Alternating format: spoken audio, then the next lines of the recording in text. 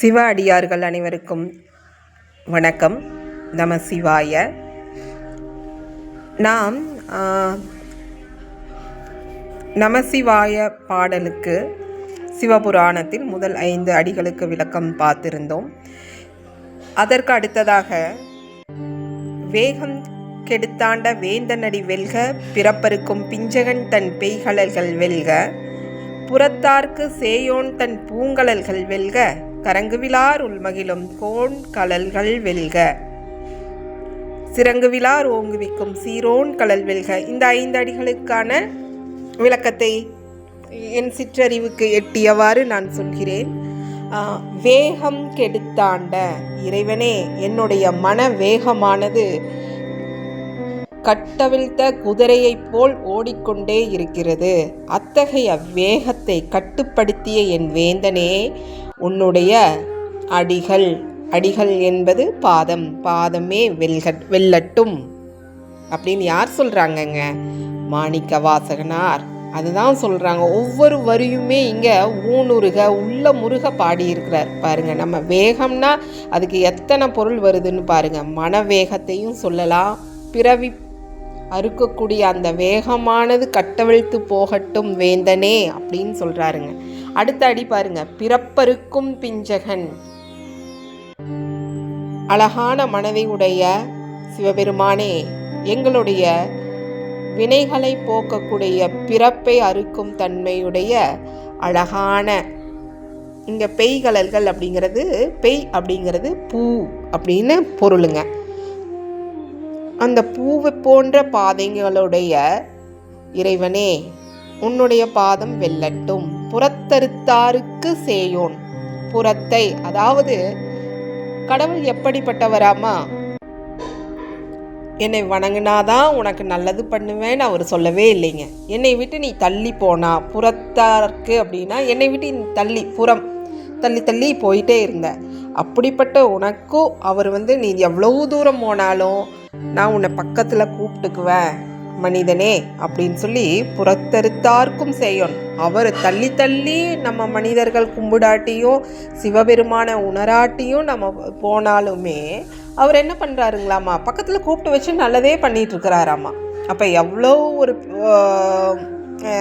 நம்ம இந்த மகான் அந்த மாதிரியெல்லாம் சொல்கிறோம் இல்லைங்களா? அதை விட நீ இப்படி இருக்கிற கூட மனிதர்களை கூட நீ உங்ககிட்ட நினச்சிக்கிறையே இறைவா, உன்னை நான் என்னன்னு சொல்லி நான் பாராட்டுறது? எனக்கு அப்படிப்பட்ட இறைவா, நீ எனக்கு என்னை ஆட்கொண்டிருக்கிறாய். உன்னுடைய கழல்கள், உன்னுடைய பாதங்கள் வெல்லட்டும், எல்லாவற்றையும் வெல்லட்டும் அப்படின்னு சொல்லி சொல்கிறாருங்க. கரங்குவிலார் உள்மகிழும். இங்கே கரங்குவிலார் அப்படிங்கிறது வேற ஒன்றும் இல்லைங்க, என்னை வணங்கக்கூடிய. கரம் அப்படிங்கிறது கைகளை கூப்பி என்னை மகிழும், உள் மகிழ்வோடு வணங்கும் சிவனடியார்கள் அனைவருடைய மனங்களும் மகிழ்ந்து இருக்கக்கூடிய நல்வினை பயனை அளிக்கக்கூடிய இறைவனே, உன்னுடைய கழல்கள் வெல்லட்டும். சிறங்குவிலார் ஓங்குவிக்கும்.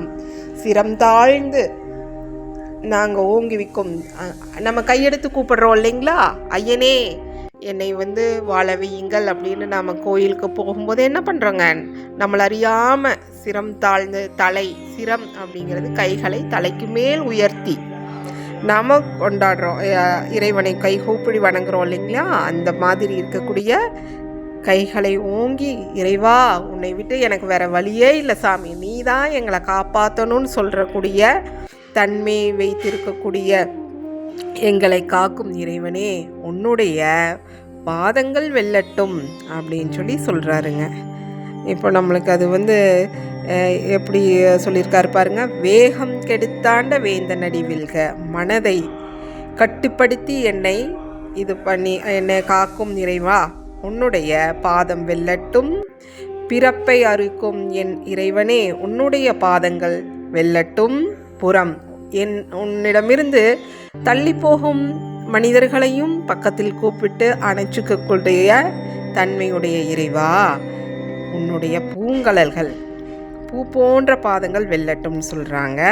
அடுத்தது, என்னை வணங்கக்கூடிய சிவனடியார்கள் அவருடைய பாதங்களை, உன்னை நம்பி வந்திருக்கக்கூடிய இறைவனே உன்னுடைய பாதங்கள் வெல்லட்டும் அப்படின்னு சொல்லி சொல்கிறாருங்க. இந்த 5 அடிகளுக்கான விளக்கம் எதிலிருந்து இப்போ நாம் பார்த்துருக்கோங்க? சிவபுராணத்திலிருந்து.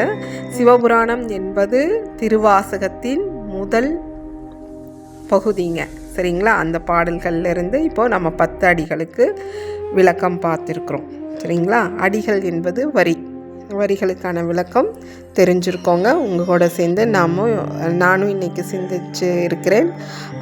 நன்றி. அடுத்த ஈசனடி போற்றி அப்படிங்கிற பகுதியை நம்ம நாளைக்கு பார்க்கலாங்க. நன்றி, வணக்கம்.